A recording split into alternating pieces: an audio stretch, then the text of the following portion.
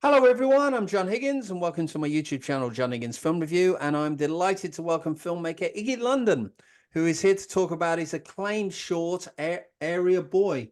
Now, this has just picked up the Best Scripted Short Award at the 2024 Santa Barbara International Film Festival, and it comes following several successful festival appearances, including the BFF London Film Festival and the 2023 Venice Biennale Film Festival as well. So it's also been longlisted for the 2023 Biffa Award for Best Live Action Short.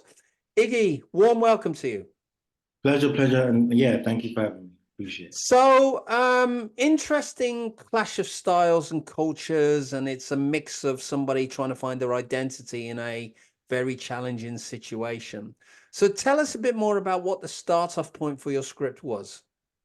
Yeah, so for me, it was really like I've said this a lot of the time in terms of my interviews, but essentially, everybody has come from just having and meeting different people in my life, and it's just specifically during my adolescence, and the people that I kind of met whilst studying. I went to the Midlands and in Birmingham, and I was just kind of like meeting very strange people. I feel as though like we're like in on the sort of the fringe of society and society's norms, and it was interesting to be able to like learn from them and just understand their perspective. I remember just being like kind of like those young kids, just always wanting to like digest culture and people and views and I remember just being there, kind of like lost in this, not knowing my own self and kind of like struggling for my own sort of sense of identity myself.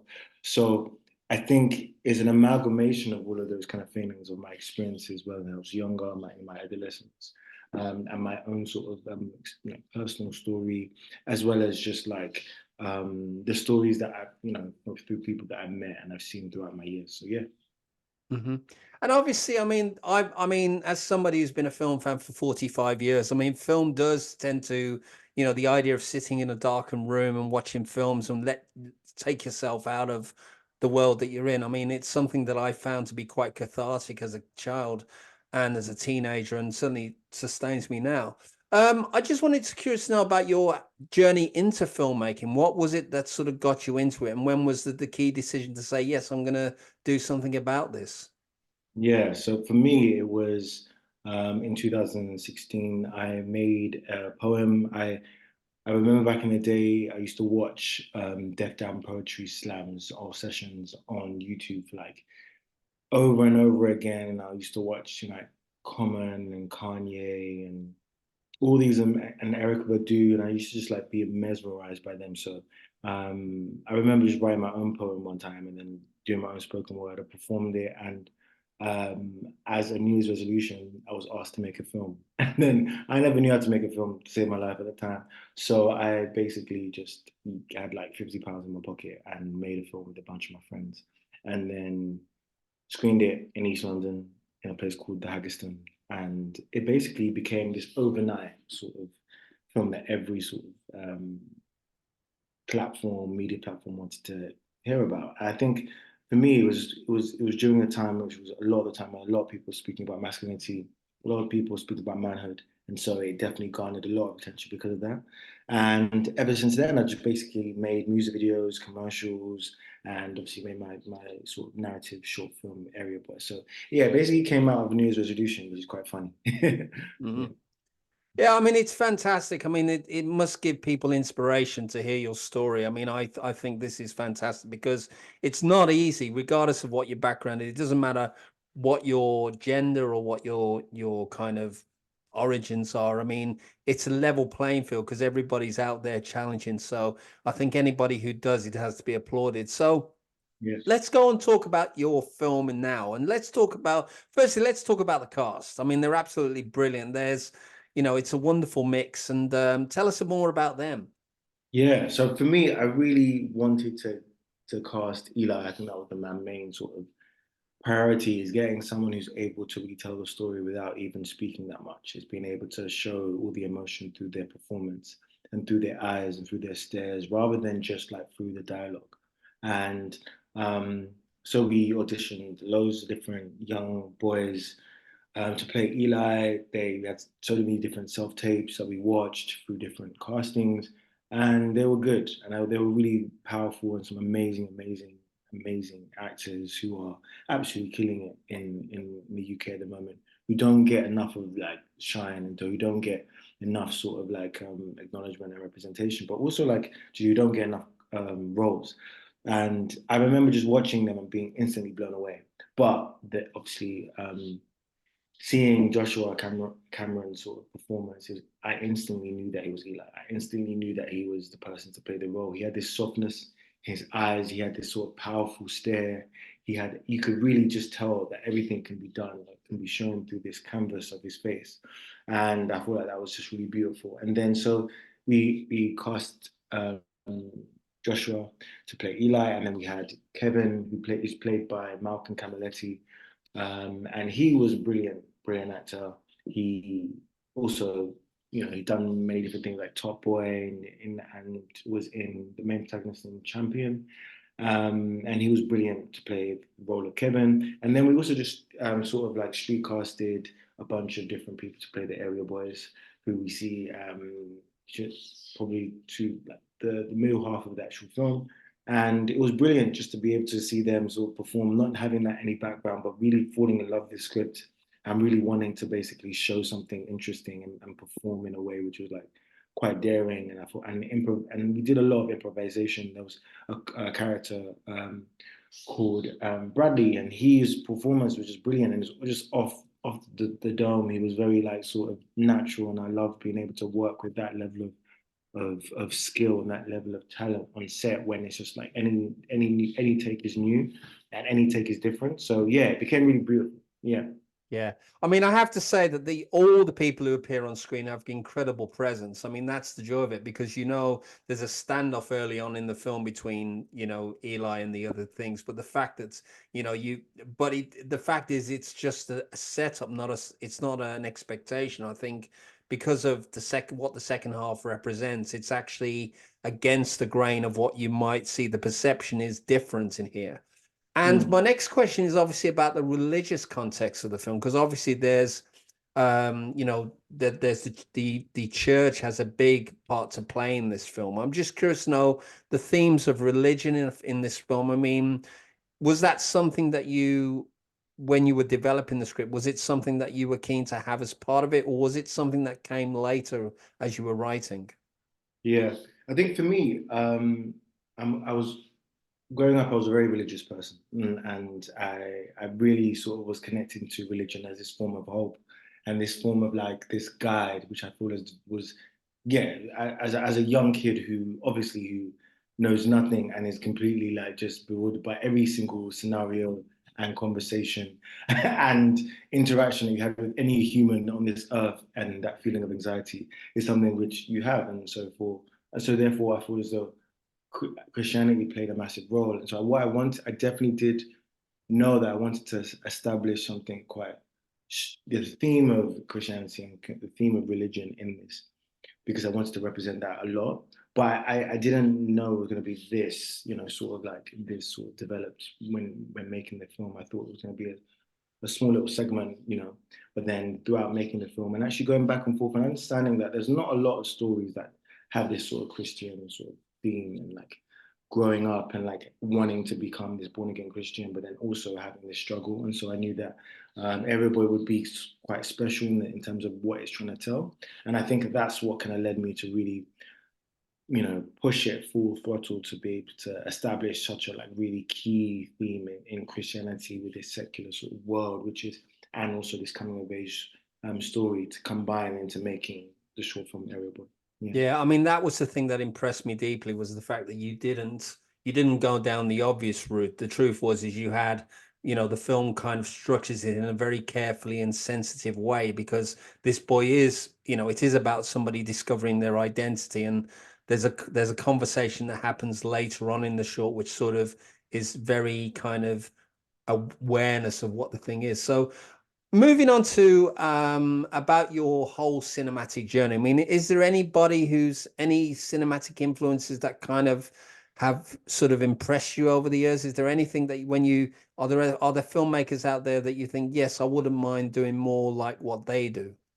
Yeah, I think Denis Villeneuve is just like insane. I think he's literally like one of the best filmmakers ever.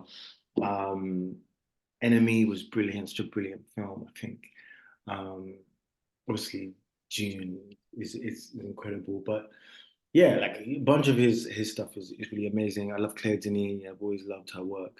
I think Barry Jenkins is an exceptional filmmaker.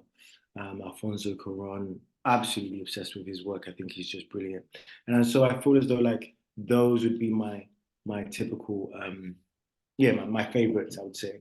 Um, just because of their sensibility and because of their sort of like their way of being able to capture something very honest on screen and make you feel as though you're part of the filmmaking experience. I do love their sort of work, and I definitely follow it a lot. And I kind of like try to emulate those type of sensibilities, those feelings of surrealism mixed with realism, or that psychological thriller, which I'm really excited to explore in my career. But yeah, I think that they're like some of those filmmakers are just absolutely brilliant. Yeah, I mean it. I mean, I saw Dune Part Two recently. I mean, it's such a visual treat. I saw it in an IMAX, and I think that's the great thing is that there are so many exciting filmmakers out there who are really creating work that isn't, which is against the grain of the franchises and all the blockbusters. Which don't get me wrong, I love them, but it's like it's nice to see. I mean, I'm aware of what's going on in the independent sector anyway, and there's some amazing films that are being made. So, going back to the short, I mean, is this something that you're keen to expand into a feature script? Is there things in the film that you, when you finished it, you thought, actually, there's things that maybe certain elements you'd like to sort of expand on and explore that would sort of fit into a feature concept? Yeah, I think it definitely. I think I always thought about Area Boy being a feature. I think there's so much themes and different things I'm trying to explore in Area Boy, but I fundamentally feel as though it's so short that you can't. There's only so it's a short film, and therefore there's only such a small amount of themes or story of dialogue you can be able to fit in to make it make sense and it hit all the sort of key points. But I would love to explore it as a feature film. I would love to explore it as a more of a longer form thing. But also, I would love to explore more sort of themes and more ideas in relation to. I want to explore psychological thriller. I want to explore more coming of age sort of stories and build from my sort of like my repertoire in terms of work I've always wanted to do, rather than kind of like focus on every boy, as it were. So yeah, there's so many different things I would love to explore. But yeah, it would be a dream come true to make it a feature for sure. Okay, so I've got three final questions. The first one is let's talk a little bit about these accolades you've had at festivals over recently. I mean, what's the festival experience been like, and how do you feel that festivals how do you feel that they can contribute to helping you evolve as a filmmaker? Because obviously festivals are the big entry point for anybody who's completed a film. They go to festivals, you know, and stuff. So tell us about your festival experience. Yeah, well, this is obviously my first narrative short film, and it's gone on to premiere at Venice Film Festival, and then have an honourable award at London Film Festival, and now won Best Short Film at Santa Barbara International Film Festival. So I'm just over the moon because I feel as though like these are such incredible film festivals, and anyone who gets their work, at a film festival, it's a great sort of like achievement because your work is essentially sort of kind of like screened at such an international platform that has a lot of reputable sort of people that work within it that are able to see it and be able to understand you as a creative, as an artist, but also as a filmmaker who understands your story, who could understand your story and be able to develop it into like different platform, different things such as a feature film or a TV series or whatever it is. And so there's so much scope and there's so much, and also it does kind of, I guess, film festivals sort of reinforce the fact that you're not necessarily doing it alone. Sometimes when you're working on scripts and you're just like in your bedroom just writing stories, you don't necessarily feel as though you're connected to a community or connected to a group of people. Whereas I feel as though being at a film festival makes you realize there's more of you than not, and and it makes you quite excited about the idea of like showing your work, you know, and it kind of makes you a little bit more sort of, you get, you know, you're more inspired to tell stories, which is brilliant.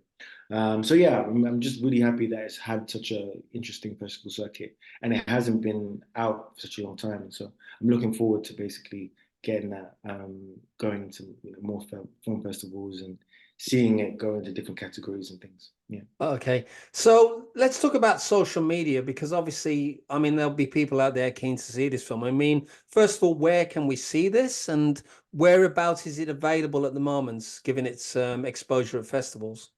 Yeah, so currently it's not actually available online. It will be going to different film festivals across the UK. So you know, there's certain film festivals that it's going to be out, which hasn't been announced yet, so I can't confirm. But yeah, it will find its home somewhere very soon, and I think we found the right place for it to be. It's just confirming exactly when, given the fact that Okay, there's well, I yeah. will I will leave that to you to announce as and when. And my final question is what are you most proud of? Ooh, as in my filmmaking, my Generally, I mean filmmaking, personal, whatever, you know, indulge us. yeah.